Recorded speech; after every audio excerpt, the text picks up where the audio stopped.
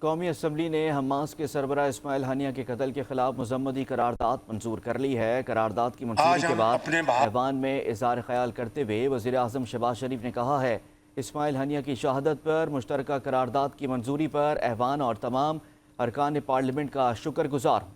شہباز شریف نے کہا کہ غزہ میں 9 ماہ سے قتل عام جاری ہے۔ خواتین اور بچوں سمیت 40,000 سے زائد فلسطینیوں کو شہید کر دیا گیا، جبکہ غزہ میں اسپتالوں، اسکولوں اور میڈیا نمائندوں کو نشانہ بنایا گیا۔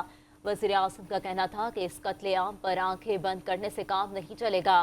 اسماعیل ہنیہ شہید کے قتل کی شدید مذمت کرتے ہیں اور ان جرائم پر صہیونی ریاست کو کٹہرے میں لانا ہوگا۔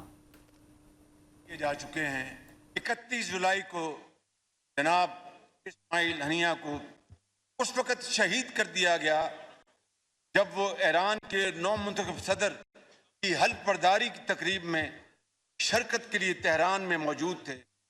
یہ امن کی کوششوں کے لیے بہت بڑا دھچکا ہے۔ پاکستان کی حکومت